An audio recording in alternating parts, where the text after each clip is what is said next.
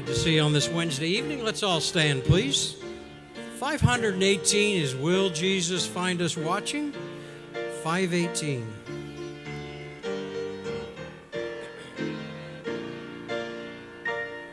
When Jesus comes to reward his servants, whether it be noon or night, faithful to him will he find us watching, with our lamps all trimmed and bright. Oh, can we say we are ready, brother, ready for the soul's bright home? Say, will he find you and me still watching, waiting, waiting when the Lord shall come? If at the dawn of the early morning he shall call us one by one, when to the Lord we restore our talents, will he answer thee, well done? Oh, can we say we are ready, brother, ready for the soul's bright home? Say, will he find you and me still watching, waiting, waiting when the Lord shall come? Have we been true to the trust he left us? If in our hearts there is naught condemns us,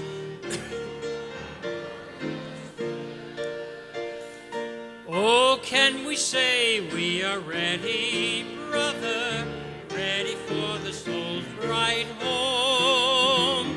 Say, will he find you and me still watching, waiting, waiting when the Lord shall come? Finish it out.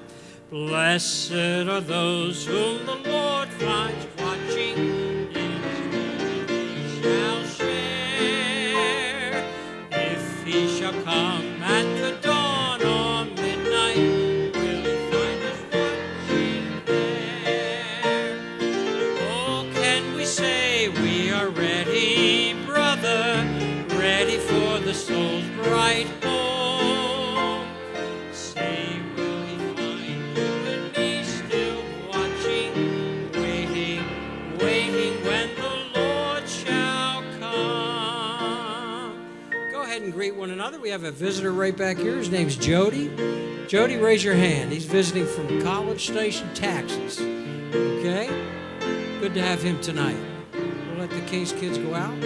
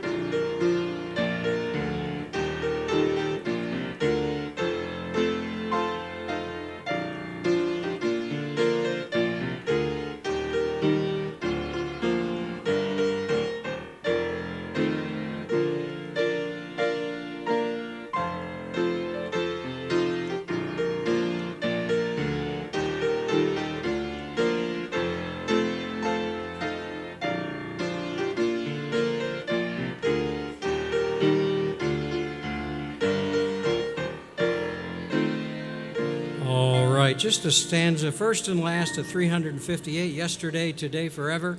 Then preacher will come and give us our instructions for the night. 358.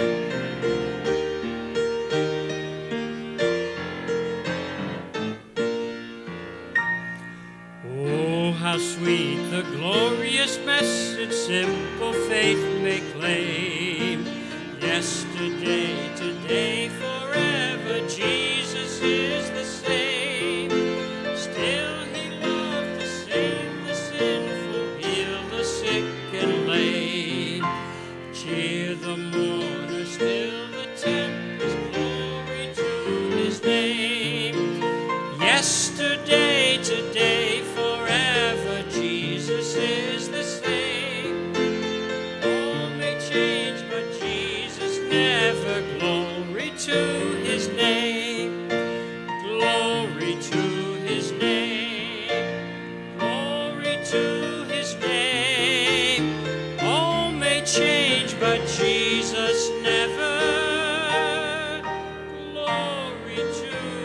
his name.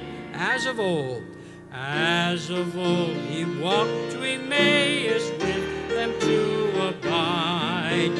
So through all life's way he walketh, ever near our side.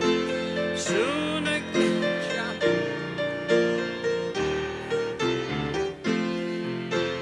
but 'twill still be this same Jesus as he went away. Yesterday, today, forever, Jesus is the same. All may change, but Jesus never. Glory to his name. Glory to his name. Glory to his name. All may change, but Jesus never. Glory to his name. Preacher? You may be seated tonight. Let's have our ushers distribute some prayer lists very quickly. And we have our electives tonight, so we'll take just a moment to give you a few announcements and some prayer requests, and then we'll be off to our electives.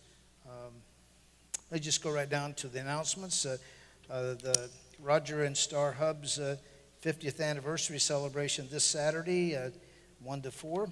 Please RSVP to Miss Amy by tonight so they can have plans for that. That will be, you'll be a blessing to that family for sure. They've been a blessing to us. Also, the fundraiser for some of our staff that are going to the Philippines, called the Super Bowl, or Supper Bowl, I should say. Well, I guess it's Super Bowl, soup, like you eat soup. Anyway, you'll read that announcement there and respond to that. There's a sign-up sheet in the back, and also the baby shower for Katie Begley Rexroth. The sign-up is in the back as well for that. So if you'll do that, respond to those announcements. In the hospitals, Royce Rogers is still not doing well in Grandview Hospital. Susan Liddick is not doing well over in Hospice of Dayton. And also Joanne Daly, likewise, not doing well at Miami Valley Hospital. On the inside of the bulletin, I'll go over those that are new on the list tonight. To those in bold, Sandra West, recently diagnosed with cancer. Please pray for Mary Jean Ramirez, undergoing testing. A lot of pain. She's down in Florida, and they trying to determine what's causing the pain, and there's several tests that they've been doing, and hopefully they may be able to get home here in a few days. But pray for them, and Brother Joe is very, very upset, and has a lot of pain for Mary Jean, so please pray for her. Also, Richard Durham, diagnosed with throat cancer. Becky Miranda, recovering from an additional stent. That was earlier this week. Robin Wynn, recovering from knee surgery. Jimmy Forster, recovering from health issues and a recent hospital stay. Jason Myers, under special medical in a medically induced coma. Bob Hunter gave us that. Also, a special prayer, pray for the Garrison family. Former missionary Jim Garrison to Germany, which is Dina Smith's father, passed away this week, and the Smith families, I guess, will be heading down for the funeral. When is the funeral? Friday. Okay, viewing tomorrow evening, and Friday funeral. So that's out in Missouri. So please, I believe that's where it is, Missouri, right? Okay, that's where they're at. So please pray for Mrs. Garrison and the whole family as they travel in there. Cazell family and the bereavement in the loss of Pauline Cazell, which is Jerry Cazell's mother. And pray for Brother and Mrs. Webb, our traveling mercies going to Africa on a mission trip on January the 22nd through the 31st. I understand Brother Scott Uten and Amy are going with them. So let's pray for all of them, pray for their traveling mercies. Also, Nate Mace, deployed to Middle East, and also he's unsaved. Mrs. Dietrich gives us that name. Battling cancer, we find Mr. Durham is there, and also Sandra West are two additions to that list. The others are course, 5 long columns there of those battling cancer. And pray for all of them, and also special prayer ongoing at the top. On the back side, out-of-state concerns, Barbara O'Donnell, recovering from open heart surgery in West Virginia. Mrs. Thompson gives us that name. So those are some of the new folks. If you have an addition to the prayer list, someone would like to take on or take off the prayer list, please take the back of an offering envelope in front of you, and you can give us your prayer request, and we'll add it to this list. Okay, also an announcement. Let me ask you, congratulations to Mrs. Clark, Mrs. Henra, our deaf leader. She's the deaf leader among our ladies, of course. And she's led a lot of men around, mostly her husband. And she's not leading him anymore because he went to heaven on her. And so she's having a birthday. And we couldn't get out of her what her birthday is, but secretly she told someone she was 69. So they say she's 69. So anyway, 84. Oh, she took truth serum. 80, huh? Oh, 48. Oh, just numbers are wrong. Go 48. Okay, Miss Clark. Okay. All right, we'll pray for her. All right. Okay, also pray for our Temple Christian School boys basketball team. They left this morning going to Pennsylvania. They're in church service up there in Pennsylvania tonight, and they play a basketball game at 8 o'clock tomorrow morning, if they can get awake by 8 o'clock in the morning. So I believe it's going to be live streamed. So if you have some interest on watching the games, they'll play 2 games tomorrow and play a game probably on Friday and maybe on Saturday. So anyway, if you have an interest in watching those games, just call the school office. They can hook you up with information to watch that online. Okay, let's have our ushers come, and we're going to pray for these names on our prayer list and receive our offering, and then we'll make our way to our electives tonight. Amen.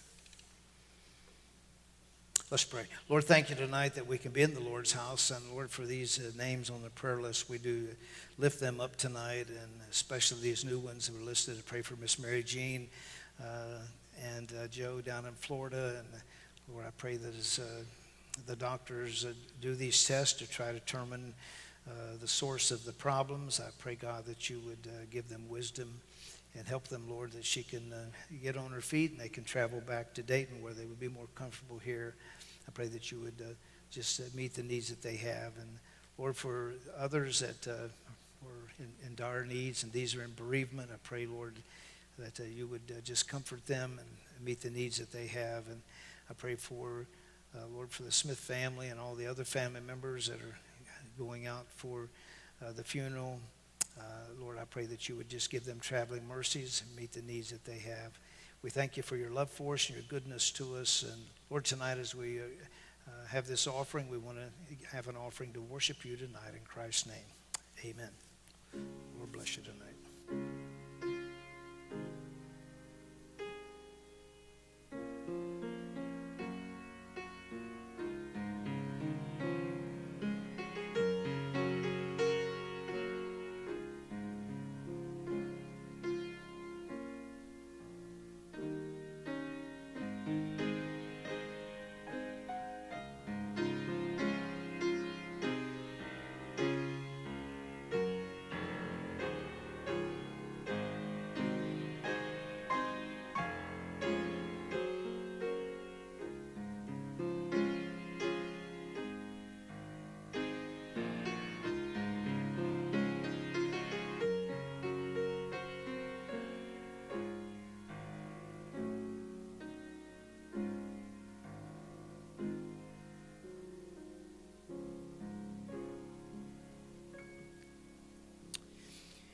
If you missed last Wednesday night, let me just give you on the front of the bullet, the prayer list there. You'll see a listing of the electives, and these electives will go each Wednesday night of this month, and then we'll repeat these electives. So if you choose one elective this month, then you'll have an opportunity to choose a different one on next month.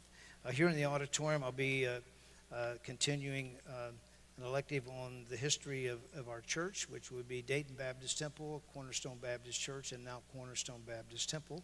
So if you would want to stay in this elective. Also, Brother Webb will be in the wedding band class, which is in the second floor, right outside the auditorium, right up to the second floor, above the lobby there. He'll be doing one on family focused.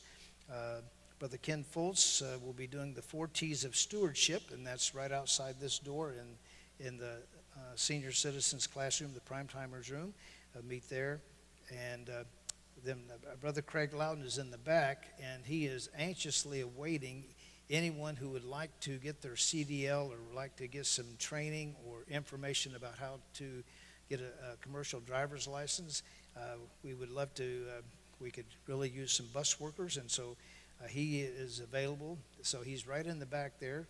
And so last week, there was no one that showed an interest for that last week, but maybe someone's here this week, so he'd be glad to talk with you tonight.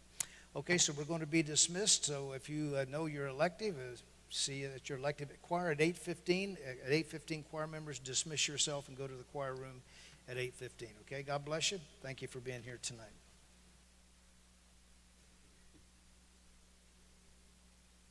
Yeah, the teenagers, I'm sorry, I guess I skipped that because I saw it here. Yeah, Truth for Youth is upstairs in the youth department.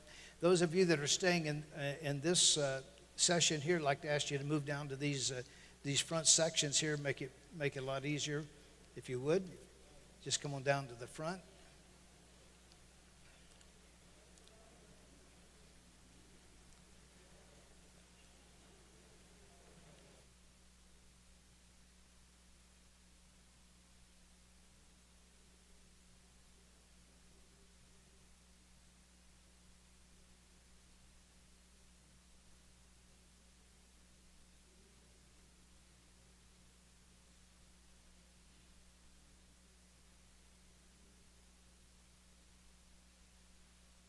Okay.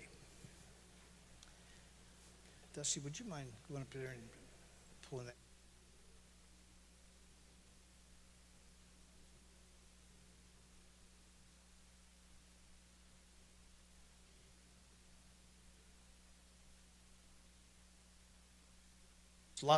Excuse me, it looks lopsided here a little bit, doesn't it?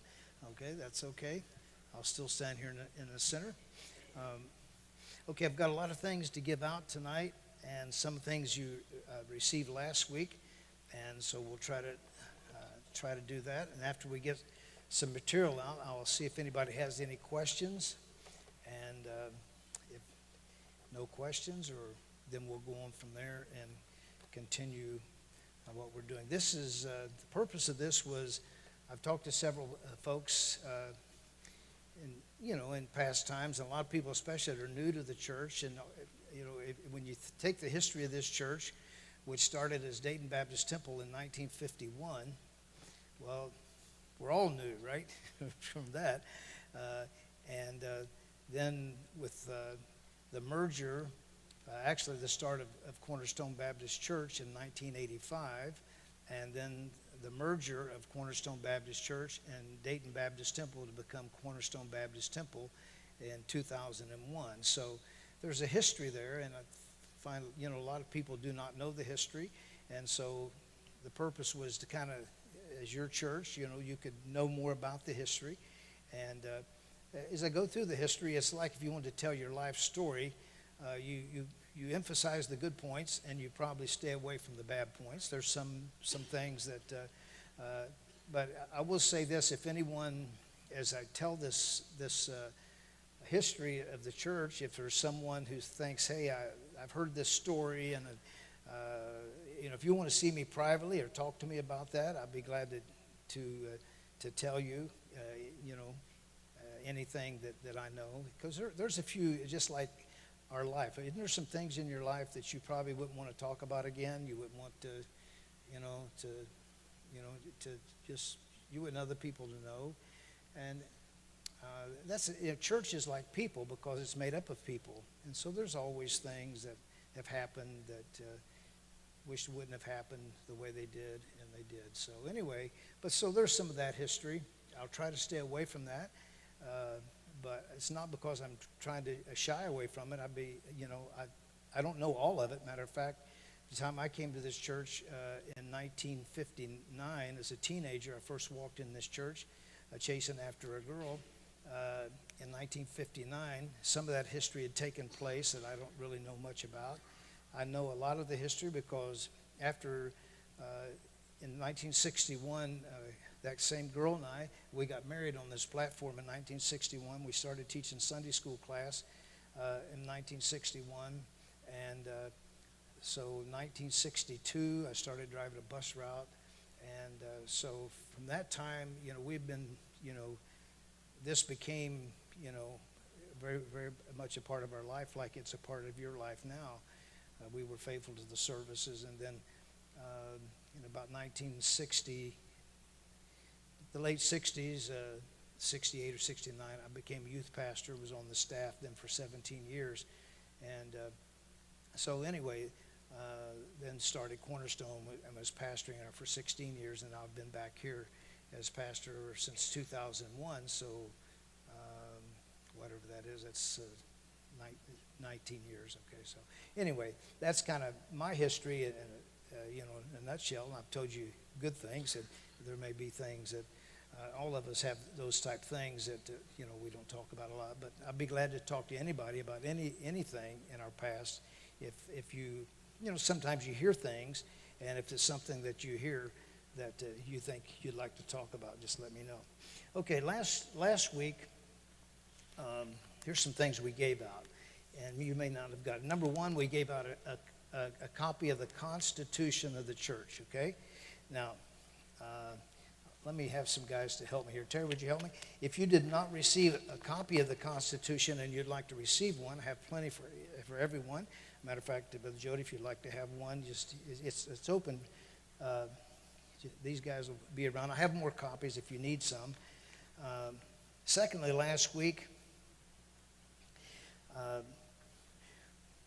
we had a few copies of the Trail of Blood, which is a little booklet, and Mike, you'll have to. I can't talk to Mike because Mike's the only one that doesn't talk back to me. Okay, Mike will get some of those to help out. Now, Miss Amy, thank you, Miss Amy. Miss Amy did a lot of work between last time and this time, and one thing she did, we tried to order some Trail of Bloods, but we legally was able to produce these, and so they're very small print, but this is a complete copy of the Trail of Blood, which is the Trail of Blood. It's been a while since I've read through it, but I did find something very interesting in some things that I'd done in the past. I found that I'd taught basically through the booklet, The Trail of Blood, and I made some extensive notes on it and printed them up. And we have those here. Someone will give you that. So this is going to be a copy of The Trail of Blood. If you did not get a copy of The Trail of Blood, Terry still has the Constitution. How about you two fellows come and help me with that, okay? The Trail of Blood. The Trail of Blood. Here's some of these. Come here, Dusty. Make yourself at home here, buddy. This is a copy of the Trail of Blood. Now, with the Trail of Blood, you're also going to need a couple other things. Now, next thing you're going to need, Brother Dan, you can help me with this. This is the map. The Trail of Blood, the interesting thing about the Trail of Blood, it had a little map in the back of it, and it traces... is basically tracing the Church of Jesus Christ from Jerusalem up to this. It goes up to the year 2000 2100. Okay, so it goes beyond us. Okay, all right. So anyway, you'll need this with the Trail of Blood. Okay, yes, sir. I'd love to have you do that. Jody, I'll just give you yours right here. Okay. Everybody will need one of those. Yes. There's only 25 of the books? Okay. All right. Okay, there's... do we have more of those Trail of Bloods? Okay, it looks like we have plenty of those. Everybody got a Trail of Blood that needed one. Now the maps, there's enough maps for everyone right now. So...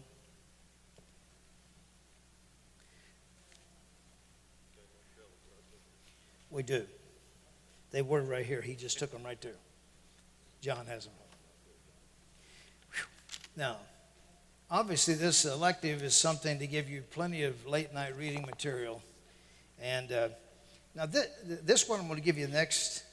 I just got a couple things. Number one, Miss Amy made these in, I had them in long, 8.5 by 11 form. She put them in a booklet form for us, which is very nice.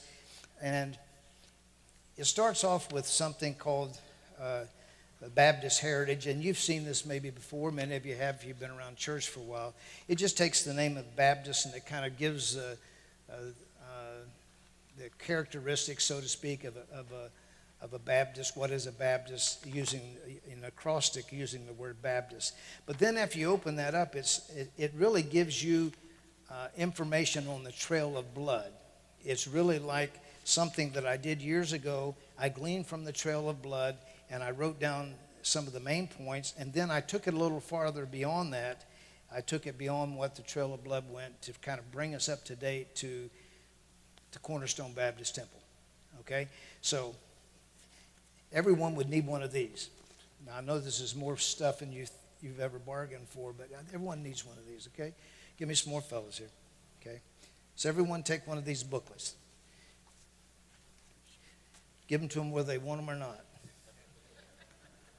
Okay, here's some guys right here. Okay. Give some to him. Trail of Bloods, I think we don't. We do not. I have some more maps. This is something different. Well, this is a Trail of Blood. Yeah, if you just needed one, I'll give this one up. No. Go ahead. Just give it to him. That's fine. Okay. Now, let me get my Bible. Now that I've given you all this information, I want you to put it away. I want you to hold on to it. But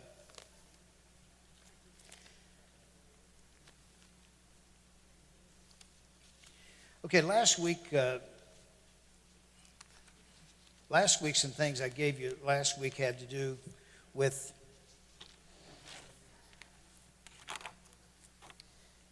some of the history. If you weren't here last week, you did not receive this little handout. This is information about Pastor Gerald Fleming, who was the founder of Dayton Baptist Temple, who is a hero in my life and my pastor. Anyone did not get one of these last week? Okay. Here, would you help me get these out? Okay. Anybody did not receive one of those? It's just a story of how Pastor Fleming came to. This was written by a man by the name of Elmer Towns. It was in a book about. Okay, right in the back there. Also, Mark, back here in the back, they need some. Okay. It's a story about Pastor Fleming, how he came to Dayton, Ohio, and how in 1951 that the church here got started. And so we went through that last week. And, of course, the story of Pastor Fleming, he was here for 34 years, a great church,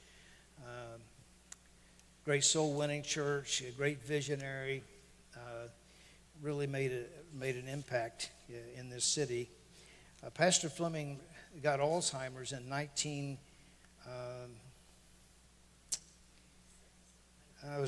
at age 54. He was born in 27, so when he was 54, he was diagnosed with Alzheimer's, and he actually at age 58,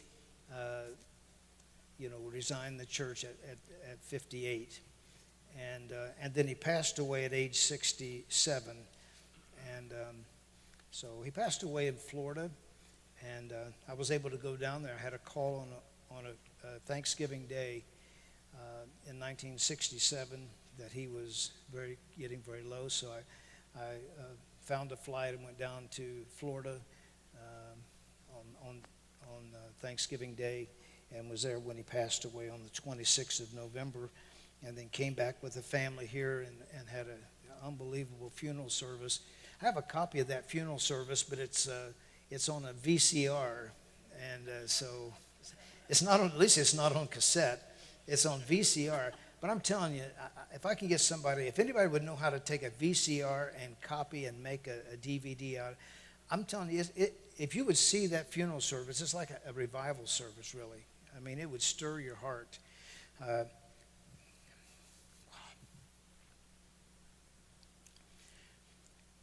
When the funeral service was over and Pastor Fleming was laying in state here, at the end of that service, the family walked ahead of him, and I walked ahead of the casket, and they played the Hallelujah chorus as we walked down the center aisle. Whew. I'm telling you, you may put chills all over you, you know. He was a great man. He never really thought he was a great man, but he really was. He was a humble man. He was a lot of things, a stubborn man in some ways. He was a good man, and so many things. The vision he had for souls was a vision that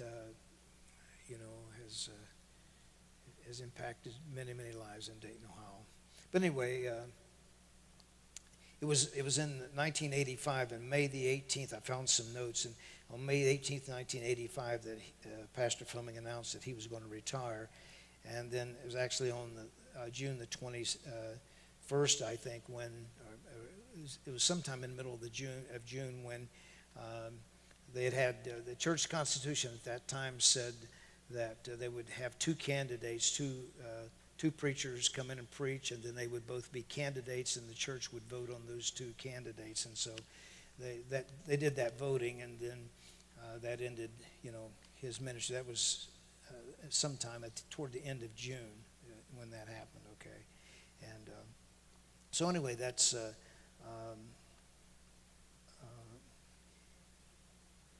So that was 34 years of the history of this church. That was to 1985. The church voted in a new pastor, and that new pastor came to the church here and was here for 10 years. And his name was Donald Way. He was out of Texas, and I'll tell you my perspective from it. JC is here. JC was, how many were here in that church when Pastor Way was here? Would you raise your hand? Okay. A couple of you. Okay, if you have some comments to make, I would welcome you to make those comments. I'll make my comments first, and then you can make any comments you'd like to make about that, okay?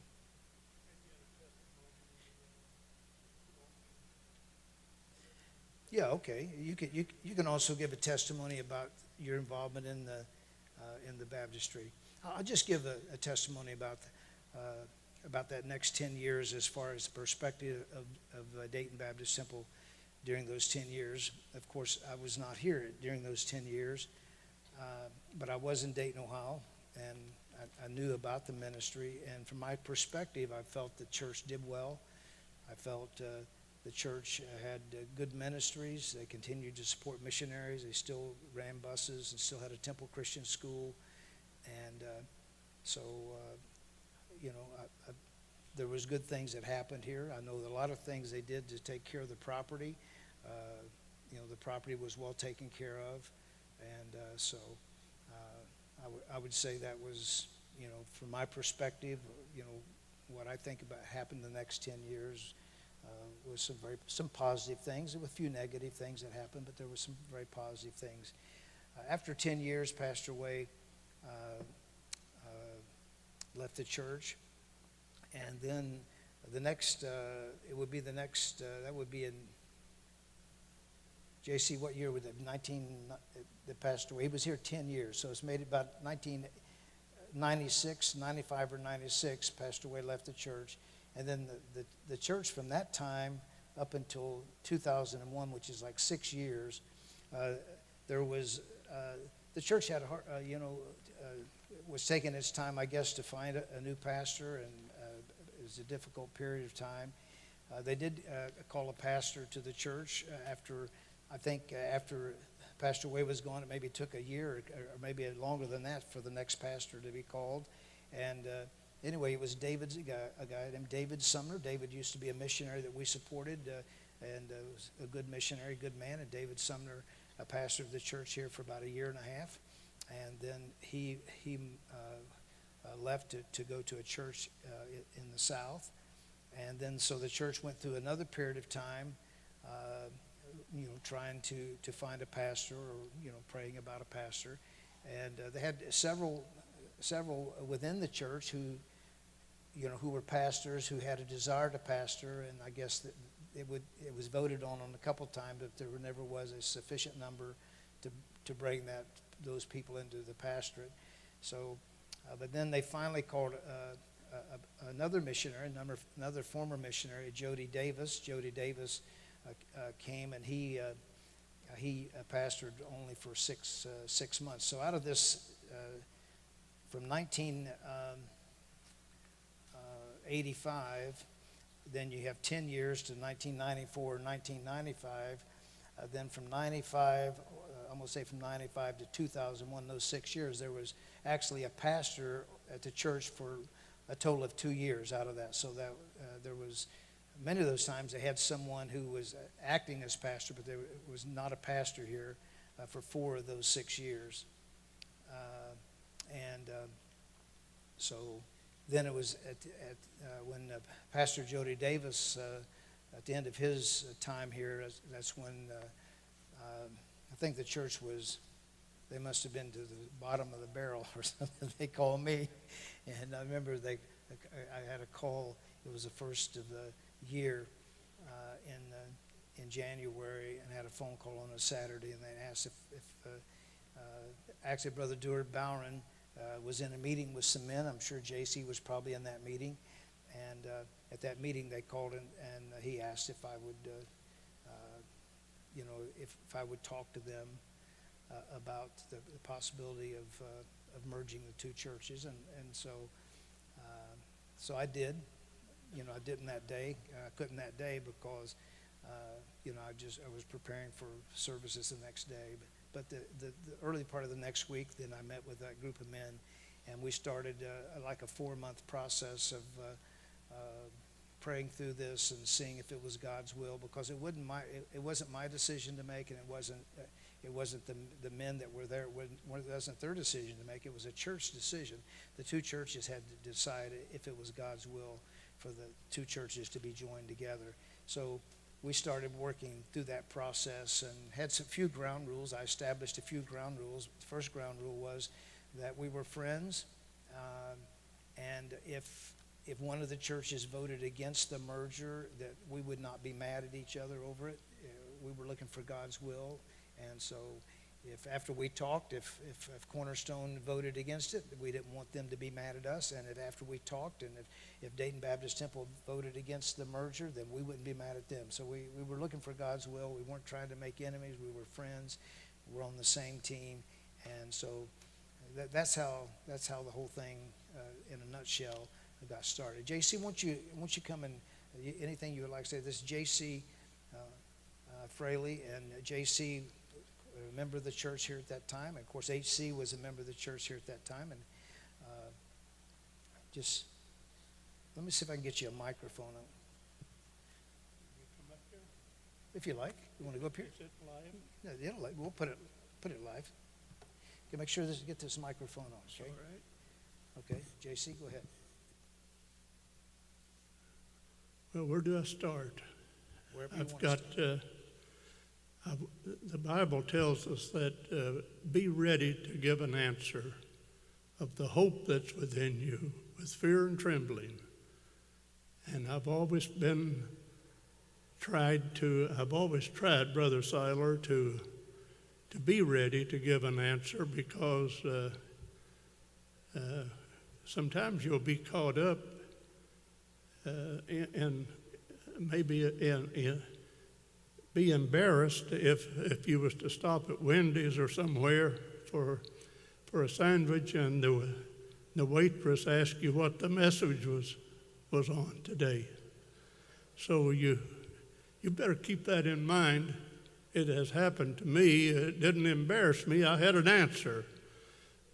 And so I have tried to pass that on to my children and anyone else that will listen to me about that.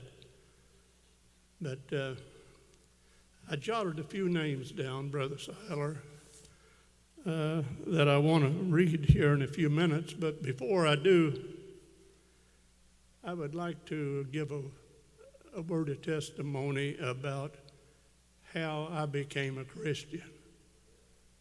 And I won't go back too far, and I hope I don't take that much time of Brother Jerry's time to tell you a few things that I remember.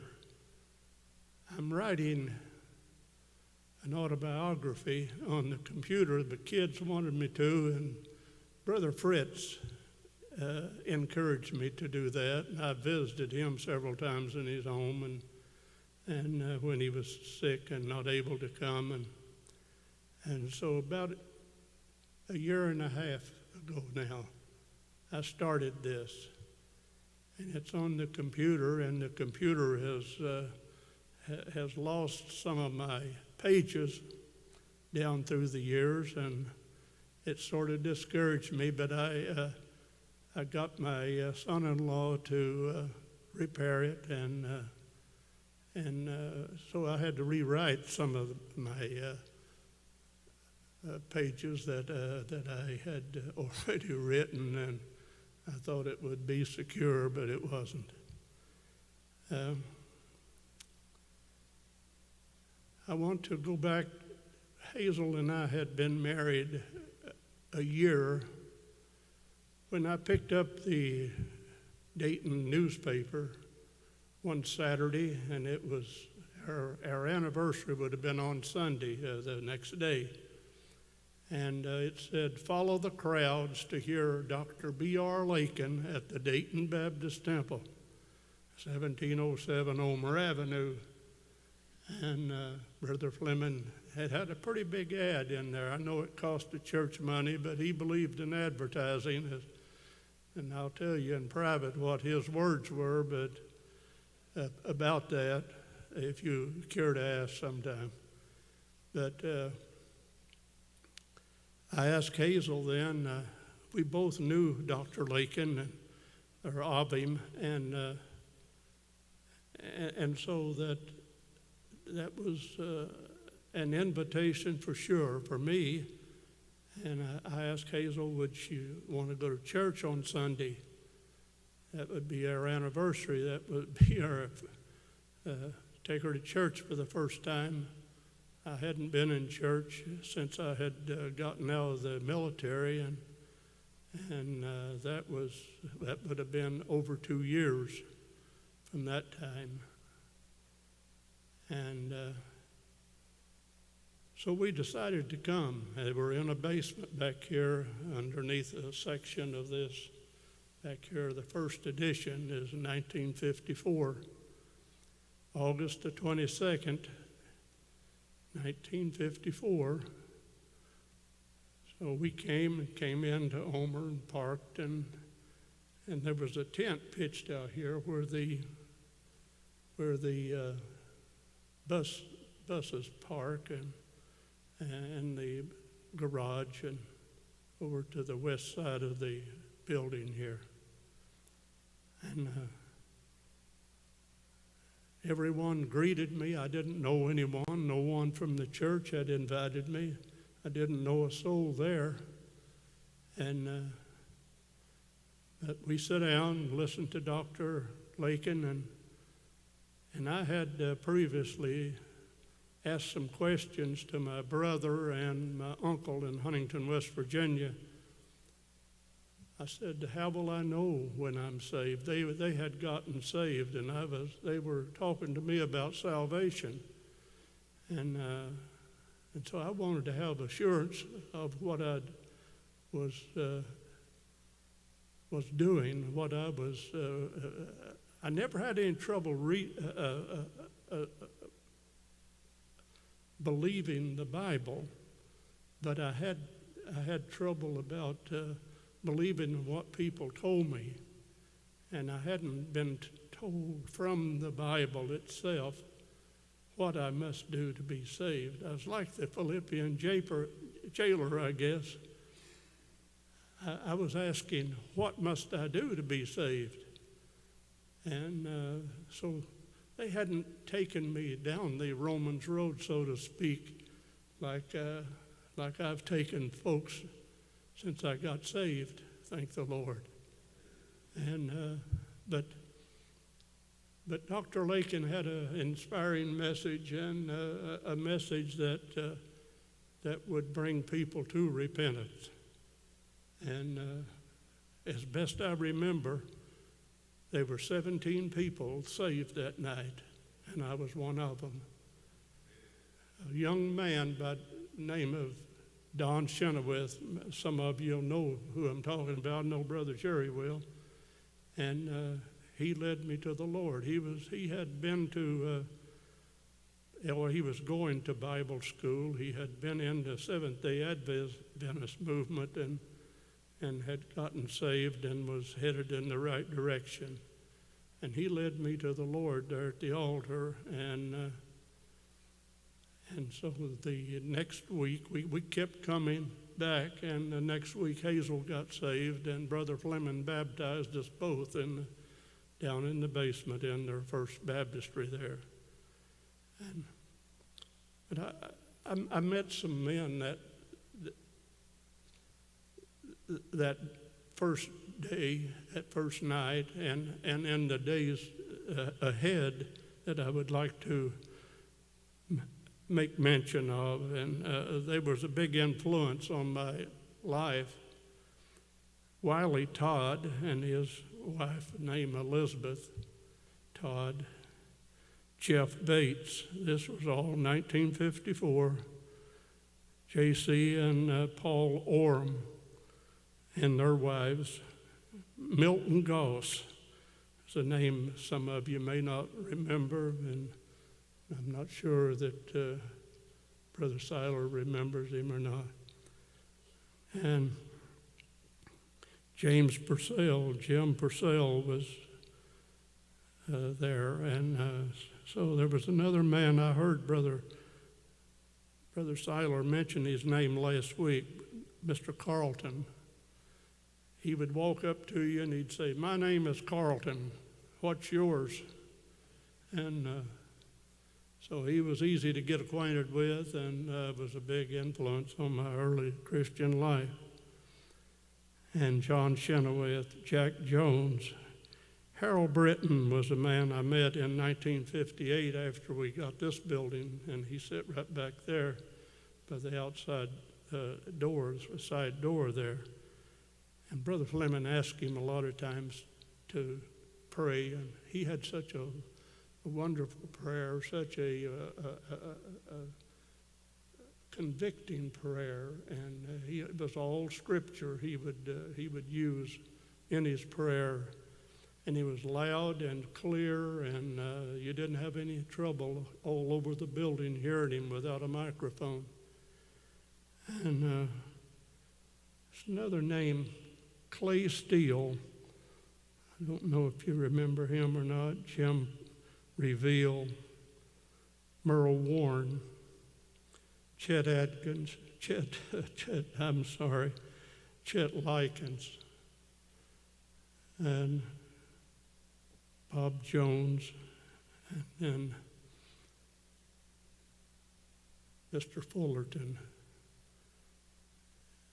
I do want to tell you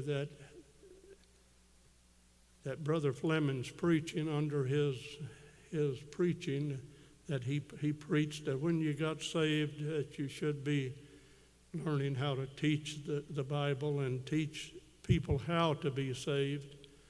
And Hazel and I became teachers in the primary department under Jeff Bates and Brother Wiley Todd. Over in the house, there was a house sitting on the west side of the building here where the garage is, a big two-story house. And they tore it down after they got this building built. And we taught Sunday school in that, the men was over there, the ladies were in the basement here, there were their classes. But we had a house full of boys at different age groups. And I taught some with Jim Purcell down through the years. He didn't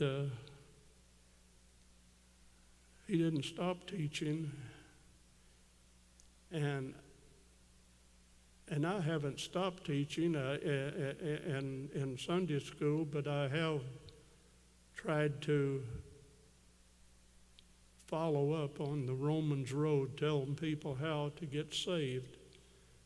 And I try to do that with my neighbors and the people that I come in contact with at Kroger and Meyer, places of that nature. You know, the companies, some of these big companies, they have told their employees not to take any literature. And that breaks my heart that they will refuse, because I guess they discipline them if they do take it, if they see them, and they're all on camera, of course. So,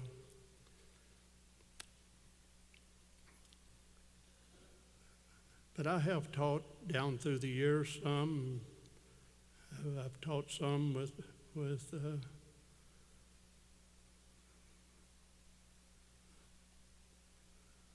in two different churches in town that I had the privilege of being a part of their organization, starting their work. And as far as I know, they're teaching the King James Bible yet, in both of them. And if they're not, shame on them. And I want to tell you about Brother Fleming made an announcement in 1958 when we were under construction here of this building. He said, we're going to get an artist to come in from New York, and I need somebody to volunteer to help him all the time he's here. Anyway, I didn't know how long that would be, and neither did Brother Fleming know how long it would take him to paint this painting that he did behind me. His name was Fullerton, Mr. Fullerton. His wife was with him, and they lived in a little Airstream trailer. They parked it outside the building here. And Hazel and I got a liking to them. We loved them, and they were good musicians. They would both play the piano at the same time and sing, and they were good at it. And at that time, we had a piano in our home, and Hazel would fix dinner for them, usually on Friday night, and we would invite them to, after we got through painting, after Mr. Fullerton and I got through with the painting and work here that we had to do.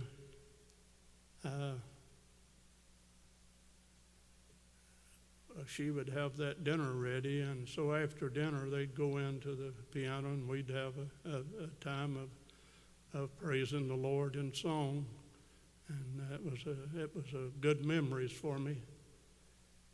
And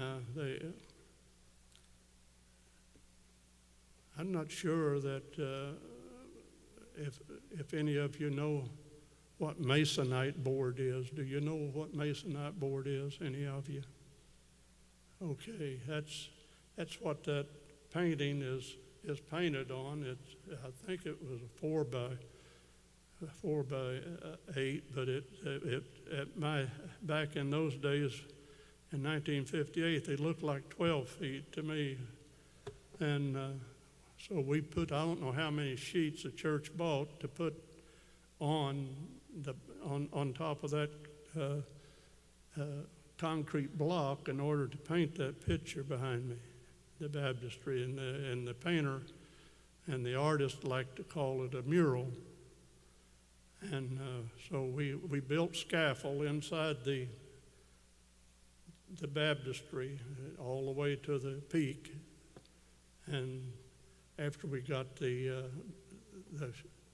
masonite board on, that was on the rough side. We wanted the rough side out. He wanted to paint on the rough side of that masonite board. And so after we got all that done, well, he said, "We'll get our paint ready and we'll go to the top." So he was leading the way, and I was following him with a bucket, and we went up there and had platforms at each. I'm not sure how tall the first section would have been, 10 or 12 feet, I guess. And so we would build those up to and a platform to stand on. I said, what if I make a mistake, Mr. Fullerton? What happens?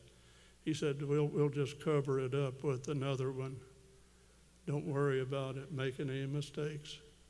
So I'd ease my mind about that. I didn't have to be too careful with the paintbrush. He would get in the balcony, and he called it getting his perspective. He'd get up there, and he would tell me where to paint, left or right, with what color, and so forth. And I had earphones on, and so I could hear him better. But that's some of my testimony. I'll not get into the war stories that some people ask for and bend their ear to it. They said, "You like to talk about Korea?" I said, "If I can get somebody to listen to me." One of Brother Lakin's famous sayings was, and I can remember that he liked to talk about every time I'd hear him preach. And I've listened to him in different cities. And it was that he was on a train, and when he got on, he seated himself by this fellow, and he introduced himself, and he said, "My name's B.R. Lakin." And he said, my name was Jim Jones, or whatever his name was. And he said, and I'm an atheist. I don't believe in God. "Oh," he said, "I seen your name in the Bible." "Oh, you didn't see my name in the Bible." But I jotted down Psalms 14:1 here. It says, "The fool has said in his heart, there is no God." So he left him with that, and I'm not sure what else took place, but he was good at it, brother. Amen. Thank you, J.C. That was B.R. Lakin. He was in the early days. He came by here several times, preached revivals, and I've mentioned last week, if you ever get a chance to step on the platform, just go up there and look on the platform. I have engraved on there some preachers that have been by this church in years ago, and a lot of them are just some old-time preachers that would really ring a bell to you.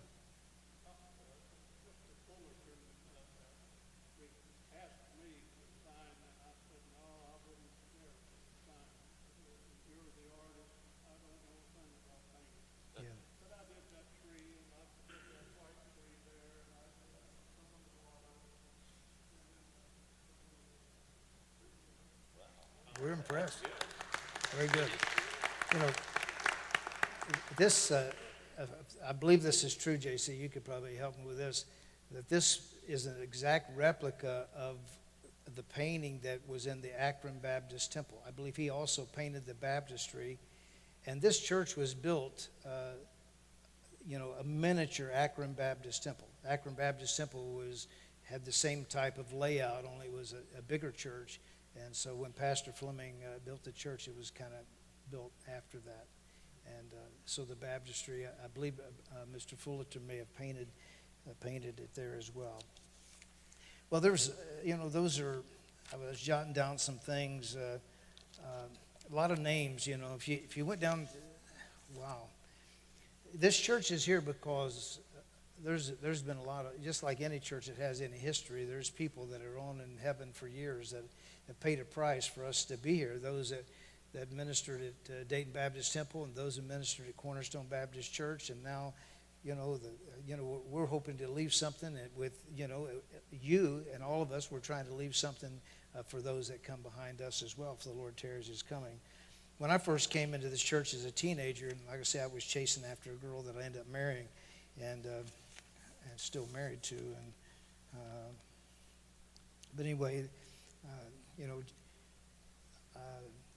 Jerry Fritz. I went in the youth department, was right outside there where we have the senior citizens. That whole area down there was one big youth department. And they would pull a curtain. They would have the freshmen, sophomore, juniors, and seniors, and they'd just pull a little curtain. And these four guys, it was Jerry Fritz, Paul Kelly, Paul Pinkston, and Bernie Austin were the four teachers at that time. And so, it really made an impact. I never seen anything like it. I went to Sunday school, and you come in here and hear the preaching, and it's all, Pastor Fleming was a powerful preacher, and he was reading your mail every week before he preached, and also, by the time he got finished, the compassion that he had for people. And then I go over in the youth department on Sunday school, and these guys over there, all of them would have their handkerchief out before Sunday school was over. They'd be wiping the tears out of their eyes as they'd be teaching Sunday school, So it was really put a lot of conviction on you, So anyway, there's a lot of people. You mentioned the primary one class that you taught in Jeff Bates. After Kay and I, we started teaching in primary one in 1962, and probably in about 1964, Jeff and Katie, they decided they'd like to move on to another class, I think, and so they came and asked Kay and I if we would head up the primary one class, and so that was, a very humbling thing, and we had several teachers in a primary class. There might be 15 or 20 teachers, and for the boys and girls in the primary class. It was probably grades maybe, or ages 6 and 7 years old maybe. I forget what it was, but it was pretty exciting. I remember when I first came to this church, there was a little couple that sat. Kay and I went in church. We would sit in about, John, where you guys are sitting here. That's about where we would sit. And there was a little German couple that sat right in the seat in front of us, because even back then people had this place where you normally sit if you could get there, And this little German couple, if Kay and I would miss more than one Sunday, which don't tell anybody, we did occasionally, it was my fault, not hers, but they would call us on the phone in that little German accent. Mrs. Neal would probably normally call, Brother Seiler, is everything okay with you and Miss Kay? We missed you at church. Wow. They weren't Sunday school teachers. They were just members of the church. They just knew who sat around them. And that little phone call, was just like, wow, somebody cared. Somebody missed us, Really made a difference in our life. You look around you.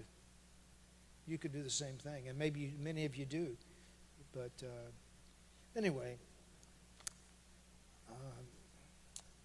somebody asked last week, and I don't know if they're here tonight, they asked about why we call ourselves an independent Baptist church. And of course, a lot of this trail of blood will give you the answer to that. But, an independent Baptist church means that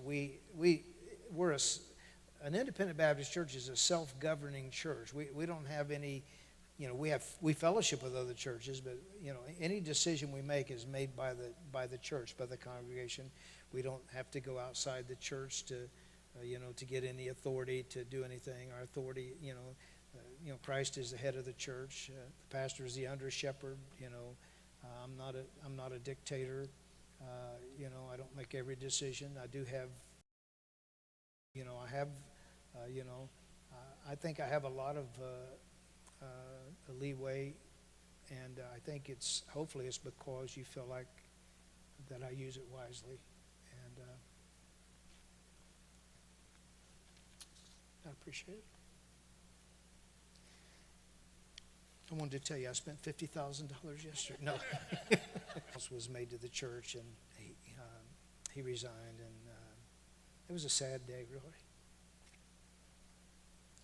It was a sad day that he had Alzheimer's. It was a sad day that he had resigned. 58 years old. 58 years old. And had been suffering from Alzheimer's for about 4 years before that. And nobody knew that. Nobody knew he had Alzheimer's. It was something that, nobody talked a lot about Alzheimer's back then, but yet, when he was diagnosed by a doctor, the family didn't know what to do, whether to tell the church or not tell the church, and so they just tried to help him to hide it, and finally, I told you last week, a family member told me about it, and then I tried to help him, the best I could, but it was like a breath of fresh air when the church found out he had Alzheimer's, because it kind of explained some things that had happened and some of his actions, and it made sense now that why some things happened, and so. But anyway, it was a sad day, for him.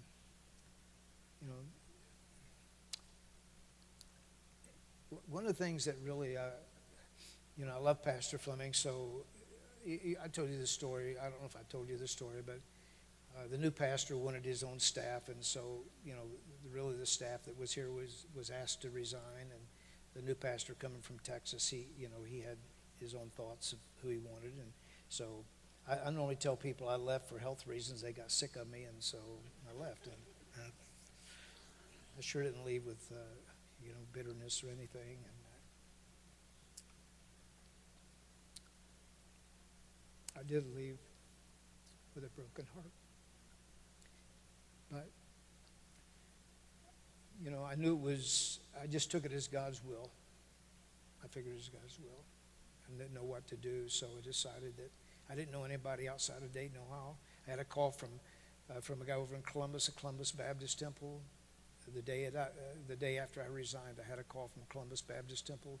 The pastor asked me if I would be willing to come and be his assistant, and said he was going to retire soon and wanted to know if I would come and work with him. I had a call from Vandalia Baptist Temple. Brother Troy Todd had asked me if I would come in and work on his staff. I'd had a call not long before that from Germantown Baptist Temple, Marvin Brads, who was a pastor there. He said his health was not good, and he wanted to know if I would come and consider, being the assistant with the thought of pastoring a church. I had a call from Xenia Baptist Temple, which is Everett Gardner, had a small church up there, and he was, so I didn't know anybody. This is all I knew. And my family was in Dayton. I didn't feel I should leave Dayton. I didn't have a desire to go any other place. So some people were saying, I don't know if I would start a church and stuff, and I was pretty much afraid, and openly I would act like, yeah, that's what I want to do, but inwardly I was pretty scared. So I had met a few times. The first time I met with a group of people was at Sandy Fogel's house down on Scheller Avenue. And a few people showed up, and we met. We talked about it and considered the possibility. And so then started having some Bible studies. I lived in Beaver Creek at that time, and started having some Bible studies in my home. And then after a while, determined that okay, God, we'd see if we could start a church. And I really promised God that if He didn't bless, I wasn't going to try to force the issue, because I was a little afraid of it anyway. I didn't know if I could do it. But after several months, and we had some good workers, we had the Fogel family, and Miss Amy, next week, would you remind me to bring over the charter member list in my office? Is it over there? Would you dig that up for me real quick? And so we started meeting, had a Bible study, and met in my home. And one of my bedrooms was the nursery. One of my bedrooms was a kids class, and the two side yards were for different age groups. The backyard, a guy named Lester Johnson, who was a young preacher boy who I'd met at youth camp, and he didn't have a church at that time, and he just happened to call. He was coming here to see me, and then he found out I was gone, and so he found out where I was at. So he lived in Trenton, Ohio, and he started coming every week, and he said, let me help. And so he came, and he was a real blessing, he and his family. And so after actually we chartered in November, but this charter listing, we left the charter open, I think, for maybe for another 2 or 3 months, anyone that would join. And so these were charter members and of Cornerstone Baptist Church. Now, last week we talked about the charter members of Dayton Baptist Temple, and we determined only one was still alive, the charter members. That was Katie Bates. And here's some of the charter members. Cindy Beal and Heather Beal, Carol and Craig Blankenship, June Blankenship. Matter of fact, that's the family of Josh Blankenship. Josh was he might have not even been born. He probably wasn't born, was he? I don't know. That would have been in 1986 or so. And anyway, there was a lot of Blankenships. They had a lot of them. And so when we was trying to decide, we started taking offerings, and I didn't know what to do with the offerings, so I had Larry Cardiff go down and open up with me to open up a checking account. And we opened up a checking account, and they asked what the name of the church was. I didn't know. I said it's Liberty Baptist.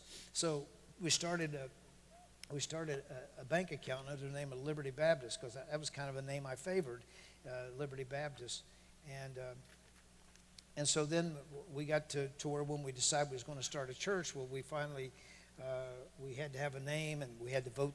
We chartered, and we went through some things that we felt we needed to do, and I got voted in. I got voted in as a pastor. It was pretty neat, And then we chose a name, and we had a vote.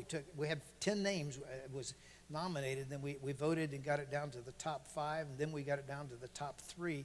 And Liberty Baptist didn't make the finals. So Liberty Baptist did not, and I tried not to let my thoughts known as to what I wanted, but it was called Cornerstone Baptist Church, and I thought, oh man, I've never heard of a church called Cornerstone, and I didn't really like it. I thought, I don't know about that, Cornerstone Baptist Church, But anyway, that became the name of the church, and so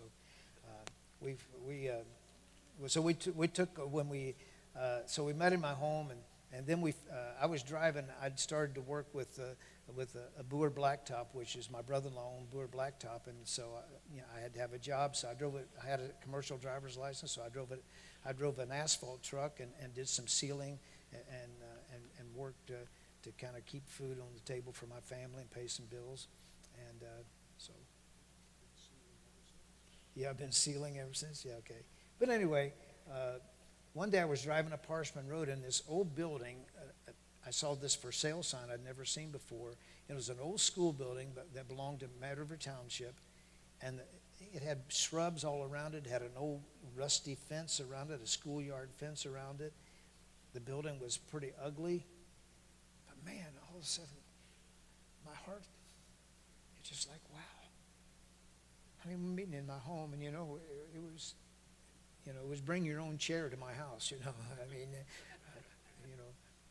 and so anyway, I got all excited, and I called this realtor, and it was for sale for $125,000, and so I got all excited and went back and told the church, and so then I rushed out in a few days and went to the bank, and I talked to a banker, and he said, yeah, after a couple of visits, he said, well, what we would need from you is $30,000 down and 10 co-signers. I said, oh, that sounds easy. 10 co-signers? I didn't have 10 families. I didn't have 10 co-signers. And we didn't have $30,000 in the bank. We probably had about $3,000 or $4,000 in a bank account by then. And so they wanted $30,000 down and 10 co-signers. And I said, okay, I'll work on that. So I went back and told the church, and so I brought back some forms and passed them out. And 3 or 4 families, I filled them out. And actually, after I took, I was one of them. But believe me, my my application didn't seal the deal. But actually, when I sent those over, there was enough. The guy looked at it and he says, well, you don't have to worry about any more co-signers. So it ended up being 2 or 3 co-signers, or 4 maybe. And then we needed the $30,000. And so we had a deadline. We were going to buy this property. And I remember about a week before that deadline, and I made the announcement that we still needed, I think, maybe $10,000 or $12,000. And there was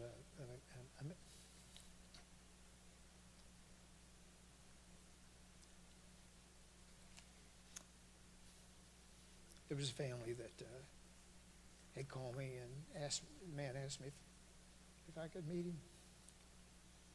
And he gave me an envelope, and this envelope was about that thick, and it was filled with $100 bills. He ended up going to jail. No.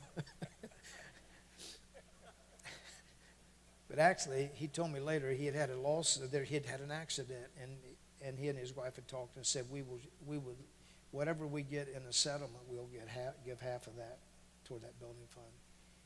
And there was enough there that we had the $30,000 and bought this old building, and it was an old building, and we went to work on it, and it was just forever and ever in a day that we had to work on this building. But it became a nice little building for us, and that was the start of Cornerstone. We needed a baptistry. Talking about a baptistry, JC, we didn't have a baptistry, and so we had people needed to be baptized. And I think we had used maybe a Huber Heights Baptist Temple one time, borrowed their baptistry on a Sunday. But we needed a baptistry, and so I just said we were praying about that. And so I had a man come to me, and he said, preacher, he said, how much would it cost for a baptistry? And I said, I don't know. He said, well, would you find out? So I found out. The next week, found out it was maybe like $8,000 or $10,000 or something to put in a baptistry, maybe a little more. He said, okay. So he said, okay. The next week he came, and he gave me a check. He gave me a check for that amount. Here's what I thought. Okay, the guy went into savings, and he had some extra money, and he went and brought this money in. Only did I find out about 4 or 5 years later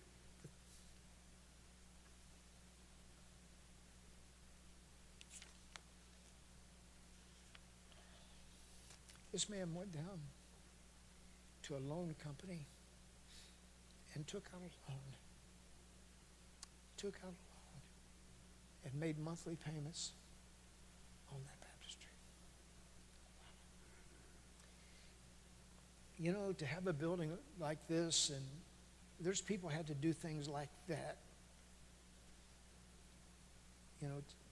for us to worship here, There's a lot of sacrifices that's been made in the past. A lot of sacrifices made to keep it going too, And but this is the Lord's work. It's everybody. Everybody has their turn. It's our turn now. It's our turn to leave something, to keep something going and to leave something. We know the church will prevail. Jesus said that he would build his church and the gates of hell would not prevail against it. We know that the work of the Lord will go forward. But churches do go out of business, by the way, and churches do fail. And so let's not take for granted that the church has been here since 1951. And it has been through some struggles for sure. And because anytime you try to do something for the Lord, there's, the old devil's not going to be happy with it for sure. Okay, it's whether in your home, in your life, or in this church. Okay. Does anybody have any questions for me? Yes, sir. What was the date of the first service in that school? Remember? I believe it was November the 26th of 1985. Was you? And it was so crowded that I couldn't get in. Well, you know, that first service, well, that's true. But let me tell you, the reason it was so crowded. The room, when we had our first service, and by the way, I wanted to say this about my son, Monty. You know, we used to, I don't know how long it was, you know, we'd always, I always try to keep track of who, you know, faithfulness. Monty was faithful at every service. He was the last one that ever missed a service, you know, as far as a Wednesday night or a Sunday night or a Sunday school. I mean, for several years, you know, and you know, starting a church and building a church and all that was not. I couldn't have done it without my family. I couldn't have done it, you know, but it paid a price sometimes on my family. But I couldn't have done it without it. But it took all of us. We had, in the beginning, and I want to answer that question. Let me go back to that question. That first service, the reason it was so crowded, we met in a room in the basement, and that room was no bigger than, well, it might have been twice the size of the prime timers room right out here. It might have been twice that size. And I had a guy named Williams. His name was Don Williams. He was an evangelist. And somehow I'd got in touch. I don't know how I even knew him, but he was a chalk artist, and he was a preacher. And so the service started at 11 o'clock. I think that service didn't get over till after 1. The guy got carried away. I don't know. I mean, it was just way longer than we ever thought that it ever lasted. And it was raining like crazy that day. We had met in my home for 4 or 5 months, and we met outside. It never rained one Sunday. And the first Sunday that we got into that building, it rained cats and rats. And Mrs. Sandy's mom, Mally at that time was probably in her 80s. I don't know how old she was. But she and I and a few others, we put some tile down on the floor, and we put too much glue down. So I come in on Sunday morning, and this beautiful tile we had put down, and this black glue is oozing up between the tiles. And so, what do I do now? So we had to put paper. I had to go get some paper and lay paper down so people could walk on this paper. And then it would stick to, and then we had to tear the paper up and get it. And then the next week it did it again. We had to put paper down probably for 3 or 4 months because we put too much glue down. But that's when it was, Mike. You couldn't get in. Yeah, it was. We had no singing. We had no singing, no piano player. For probably the first year, I don't think we ever had a piano player. We had one. It just sat there. It was decoration.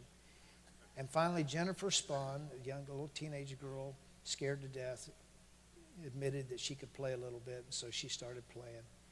And then after a while, we found over Cedarville College, they had some kind of work program where they placed students in churches. And so there was a young lady and a young man came over.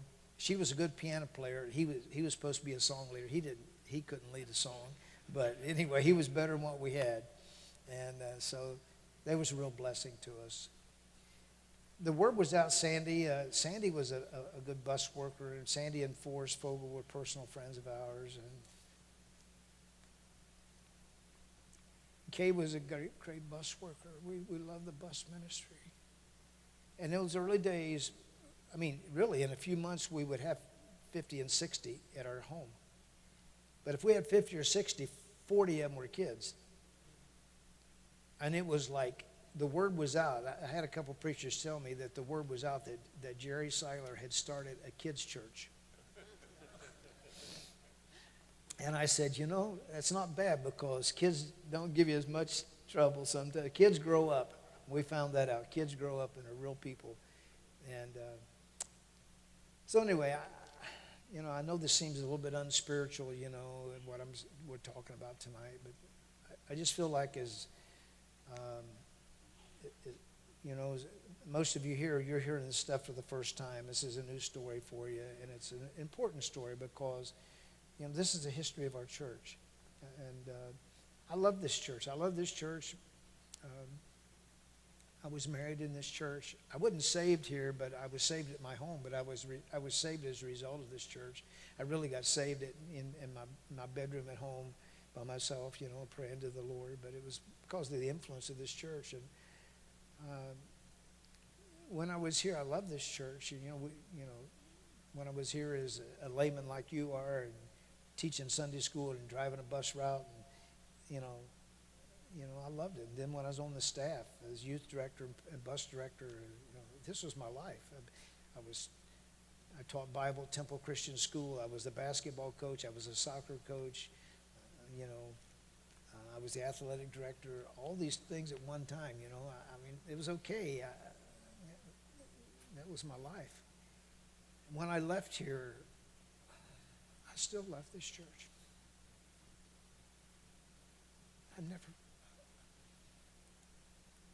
I used to come up in the parking lot up there. We'd have visitation on Thursday night ourselves, and sometimes on a Thursday night on visitation, I would come and park on top of that hill and pray for this church. I never left this church with any bitterness in my heart. I never spoke an unkind word about this church. And I knew I had friends here. I knew I had people that loved me here. But anyway, time is gone. I tell you what I'm going to do. Next week, I'll continue on a little bit, and we'll probably get into some of this stuff that I gave you that's really more spiritual, I guess. But we're talking about God's church. I'm going to be missing the next week after that. 2 weeks from now, I won't be here. But here's what I'm going to do. You don't want to miss that night. I'm going to have three videos, and they'll last about a total of 45 minutes. One video will be a sermon preached, a good portion of a sermon preached by Pastor Gerald Fleming. You're going to love that. The second one's going to be the first service, the dedication service of after in 1992 or 93, we built on that old school building, we built a geodesic dome on that building. Is there somebody that's never seen the Cornerstone building? How many have never seen it? Don't know anything about it? You haven't. Anybody? The rest of you, Phil, do you know where this building's at? On Harshman Road? On Harshman Road, right next to Moore's Furniture.